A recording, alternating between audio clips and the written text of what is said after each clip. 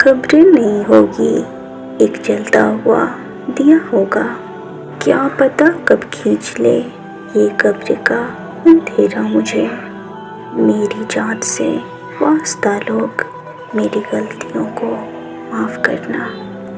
ایک قبر کے خطبے پر کیا خوب لکھا تھا، پڑھ لو فاتحہ خدا کے واسطے، کل تو تم بھی محتاج ہوگے دعا کے واسطے۔ حضرت عثمان بن عفان رضی اللہ عنہ جب کسی قبر کے پاس کھڑے ہوتے، اس قدر روتے کہ پورا چہرہ آنسوؤں سے تر ہو جاتا۔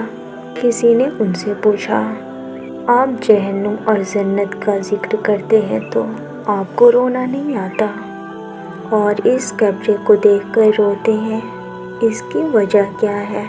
تب انہوں نے کہا، رسول اللہ صلی اللہ علیہ وسلم نے ارشاد فرمایا، قبر آخرت کی پہلی منزل ہے، اگر انسان اس سے نجات پا گیا تو بعد والے مراحل اس سے آسان ہوں گے، اور اگر اس سے نجات نہ پایا تو بعد والے مرحلے اس سے بھی زیادہ مشکل ہوں گے۔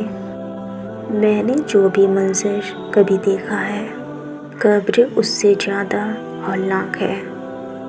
منزلوں کی چاہت میں راستے بدلنے سے فاصلے نہیں گھٹتے، 2 گھڑی کی غربت میں، 4 پل کی چاہت میں لوگ اپنے نہیں ہوتے۔ ہاتھ میں دیا لے کر، ہونٹ پہ دعا لے کر منزلوں کی طرف چل بھی دے تو کچھ حاصل نہیں، خدا کی مرضی کے بنا منزلیں نہیں ملتی۔ ڈھونڈو گے کہاں تم مجھے، لو میرا پتہ لے لو۔ ایک قبر نہیں ہوگی، ایک جلتا ہوا دیا ہوگا، کیا پتہ کب کھینچ لے یہ قبر کا اندھیرا مجھے۔ میری ذات سے واسطہ لوگ، میری غلطیوں کو معاف کرنا۔